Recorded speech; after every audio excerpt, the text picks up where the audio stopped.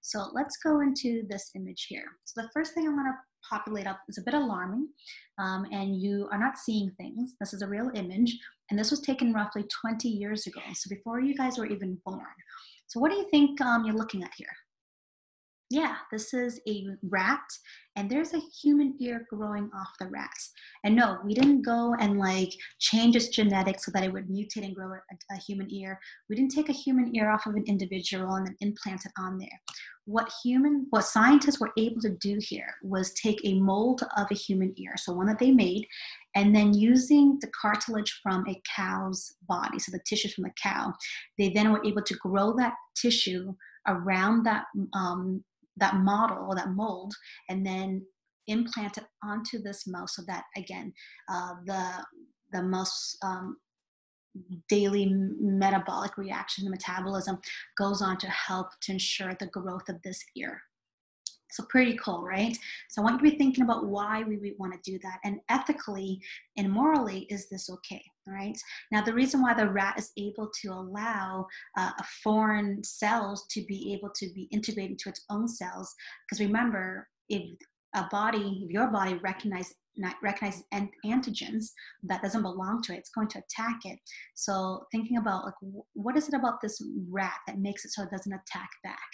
Okay, so hopefully you can understand that its immune system has been suppressed, right? So we've like suppressed their immune system so that way they don't go and attack them.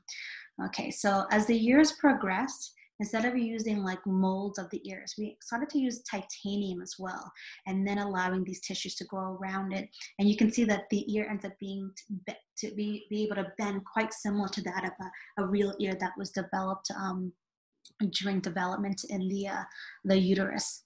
Okay, this one's really cool. So this was very recently, and I believe I want to say 2016 or 2019. We started to incorporate 3D printing in making these body parts. So making a 3D print mold and then growing those tissues on that mold. So from there, we still have to implant it, let's say again, onto a rat. So that way we can use the rat's daily physiological function to help continue to allow this ear to grow.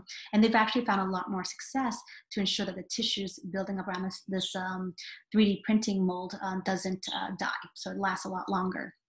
Now, what would be so important about this? Why would we be taking these tissues that were originally just, for example, cartilage tissues that were able to develop and to divide to make more of themselves, or we're taking stem cells, remember these unspecialized cells that will eventually be induced or triggered to form and become these tissues that make up the ear. So I want you to think about those things and why that's important. And then I'm going to show you an image here. So hopefully you come to the conclusion that this is really helpful for people who've either had injuries to the ears, maybe gunshot injuries that took off parts of the ears, or even ones that didn't happen after they were born, but ones that they were born with, so congenital issues. So in this case, this individual was born with the ear not fully developed, right? So being able to offer the science that we have to be able to produce and develop an ear for them would be wonderful. These are amazing science feats. But then also think about the ethical and moral issues that are involved with this, okay? All right, so I'm going to pause this lesson here, and then we're going to get into the activity.